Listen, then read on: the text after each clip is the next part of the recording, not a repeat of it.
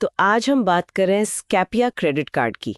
ये federal bank और Scapia technologies का एक मिला-जुला प्रयास है ना? हाँ बिल्कुल। सुना है यात्रा के शौकीनों के लिए, खासकर जेनजी और मिलेनियल्स, उनके लिए काफी अच्छा है। हाँ, टारगेट ऑडियंस वही लगती है। चलिए देखते हैं इसमें क्या खास है। मेरे पास कुछ सवाल हैं जो अक्सर पूछे जाते हैं। सबसे पहला, ये स्कैपिया क्रेडिट कार्ड आकर है क्या चीज? बिल्कुल। तो देखिए, ये फेडरल बैंक का जारी किया हुआ एक को-ब्रांडेड क्रेडिट कार्ड है। इसको डिजाइन किया है स्कैपिया टेक्नोलॉजीज ने, खास तौर पर उन लोगों के लिए जो मतलब ट्रैवल बहुत करते हैं। अच्छा। और हाँ, इसमें एक नई और दिलचस्प बात यह है कि अब ये डुअल नेटवर्क कार्ड की तरह भी आ रहा है। डुअल नेटवर्क मतलब एक ही कार्ड पर वीजा भी है और रुपए भी, यूपीआई क्षमता के साथ। तो क्रेडिट और यूपीआई दोनों के खर्चे आप एक ही स्टेटमेंट से मैनेज कर सकते हैं। अरे वाह, ये तो काफी सुविधाजनक लगता है।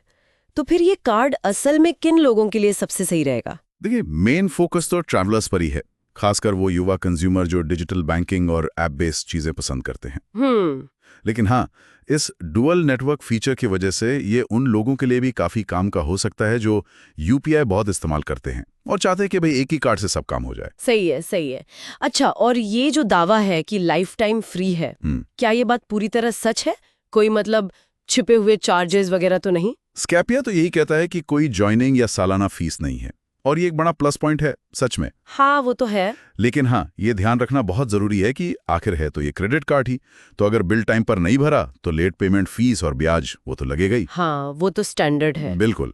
और पेमेंट के लिए भी थोड़ा ध्यान रखना है, सिर्फ यूपीआई, नेट बैंकिंग, आईएमपीएस या एनईएफटी से ही कर सकते हैं।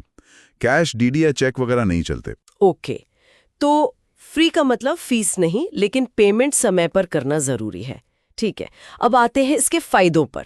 इसकी मेन फीचर्स क्या हैं? क्या बेनिफिट्स मिलते हैं? फायदे तो इसमें कई गिनाए जाते हैं। मेरे ख्याल से सबसे बड़ा अट्रैक्शन जो है वो है वीजा कार्ड पर जीरो फॉरेक्स मार्कअप।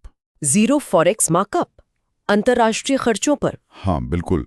मतलब विदेश में आप कुछ भी खर्च करें तो बैंक कोई एक्स्ट्रा करेंसी कन्वर्जन फीस नहीं लगाता। इससे काफी बचत हो सकती है। ये तो बहुत बढ़िया है ट्रैवलर्स के लिए, है ना? फिर इसमें unlimited domestic airport lounge access भी है, लेकिन एक शर्त के साथ। अच्छा, क्या शर्त है? शर्त यह है कि आपको पिछले महीने कार्ड पर कुछ मिनिमम खर्च करना होगा। वीजा वाले वेरिएंट पर 10,000 रुपए और रूपी पर 15,000 रुपए। ओके, मतलब हर महीने का खर्च देखा जाएगा। हाँ, और फिर रिवॉर्ड्स भी हैं। हर एलिजिबल खर्च पर 10% रिवॉर्ड मिलते हैं, और अगर आप स्कैपिया ऐप से ही ट्रैवल बुकिंग करते हैं तो 20% रिवॉर्ड मिलते हैं। ये रिवॉर्ड स्कैपिया कॉइन्स के रूप में मिलते हैं। अच्छा, ये स्कैपिया कॉइन्स, ये क्या हैं और इन्हें इस्तेमाल कैसे करते हैं? कैशबैक जैसा कुछ है? हाँ, एक तरह से। जब आप कार्ड से खर्चा करते हैं तो आपको रिवॉर्ड पॉइंट्स मिलते हैं। फिर जब स्टेटमेंट बनता है तो ये पॉइंट्स स्कैपिया कॉइन्स में बदल जाते हैं। जैसा मैंने बताया, नॉर्मल खर्च पर 10% और ऐप पर ट्रैवल बुकिंग पर 20%। और 5 स्कैपिया कॉइन्स की वैल्यू होती है ₹1 के बराबर। ठीक है। और इन कॉइन्स का इस्तेमाल आप स्कैपिया ऐप पर फ्लाइट, होटल, बस, ट्रेन इनकी बुकिंग के लिए कर सकते हैं। मतलब 100% तक पेमेंट भी इनसे हो सकता है। अरे वाह, मतलब रिवॉर्ड्स सीधे यात्रा पर खर्च हो सकते हैं, ये बढ़िया है। अच्छा, क्या इसकी क्रेडिट लिमिट पहले से फिक्स होती है? नहीं, क्रेडिट लिमिट पहले से तय नहीं होती।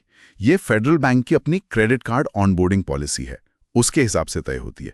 मतलब हर किसी के लिए अलग अलग होगी उनकी क्रेडिट प्रोफाइल देखकर। ओके, मतलब पर्सनलाइज्ड लिमिट।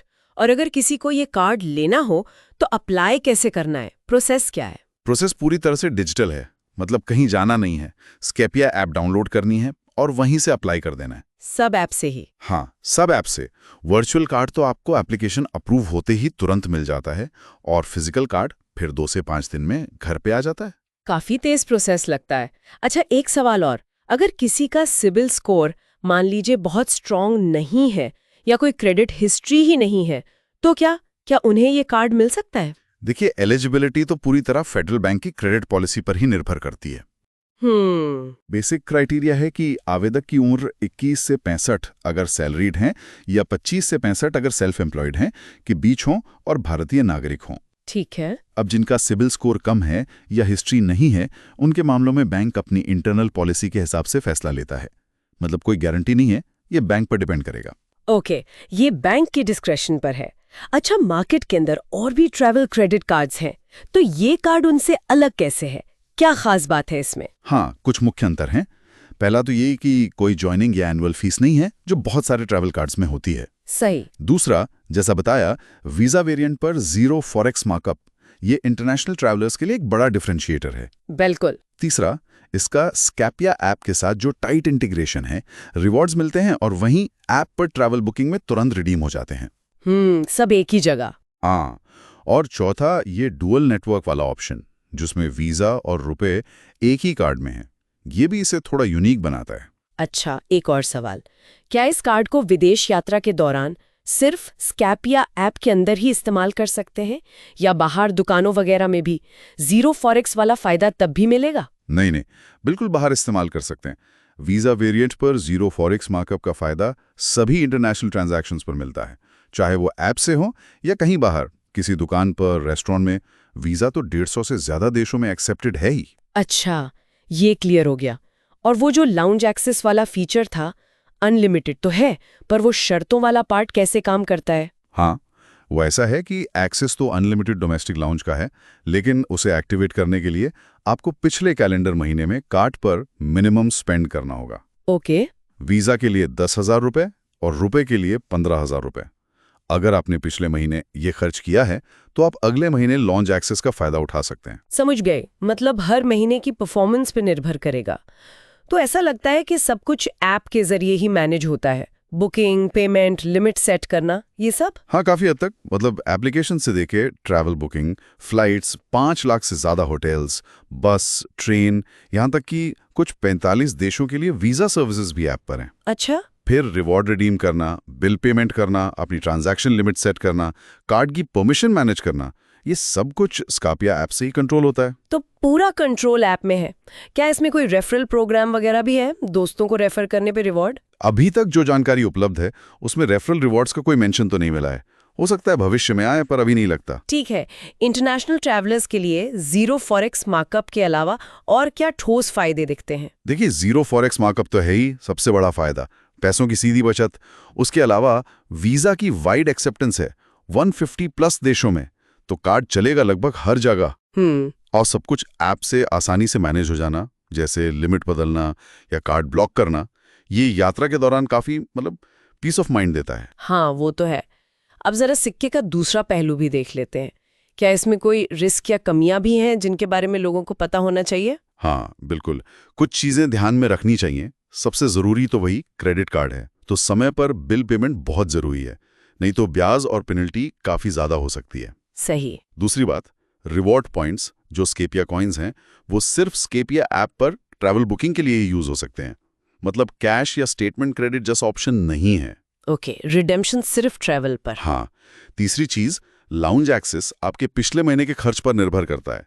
अगर किसी महीने खर्च कम हुआ, तो अगले महीने एक्सेस नहीं मिलेगा। और चौथी बात, कुछ तरह के ट्रांजैक्शंस पर रिवॉर्ड पॉइंट्स नहीं मिलते हैं, जैसे फ्यूल खरीदना, वॉलेट में पैसे लोड करना, रेंट पेमेंट वगैरह। ये लिस्ट उनकी वेबसाइट पर मिल जाएगी। ठीक है, ये जानना जरूरी है। तो संक्षेप में कहें तो स्कैपिया क्रेडिट कार्ड उन लोगों को टारगेट कर रहा है जो फीस नहीं देना चाहते, विदेश यात्रा करते हैं, खासकर वीजा वेरिएंट लेकर, और अपनी ट्रैवल बुकिंग और कार्ड मैनेजमेंट सब एक ही ऐप से करना पसंद करते हैं। बिल्कुल सही।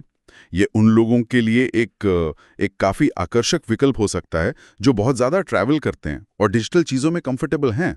लेकिन हाँ, कोई भी क्रेडिट कार्ड लेने से पहले अपनी जरूरतें और खर्च करने की आदतें देखना हमेशा जरूरी होता है। और यहाँ एक बहुत जरूरी बात हम याद दिलाना चाहेंगे सभी सुनने वालों को। स्कैपिया फेडरल क्रेडिट कार्ड जो है, उसे जारी करने वाला और मैनेज करने वाला फेडरल बैंक है। स्कैपिया खुद बैंक नहीं है, वो एक टेक्नोलॉजी पार्टनर है। एकदम सही कहा। वेबसाइट पर जो अलग अलग ब्रांड के लोगो दिखते हैं, वो सिर्फ उदाहरण के लिए हैं। वो न तो स्कैपिया को एंडोर्स करते हैं, न स्कैपिया उनको। तो हमारी सलाह यही रहेगी कि अगर आप इस कार्ड में इंटरेस्टेड हैं, तो फैसला लेने से पहले फेडरल बैंक और स्कैपिया की वेबसाइट पर जरूर जाएं।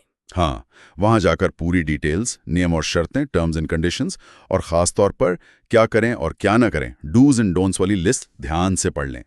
पूरी जानकारी होना बहुत जरूरी है। बिल्कुल, सारी जानकारी देखकर ही कोई फैसला लें।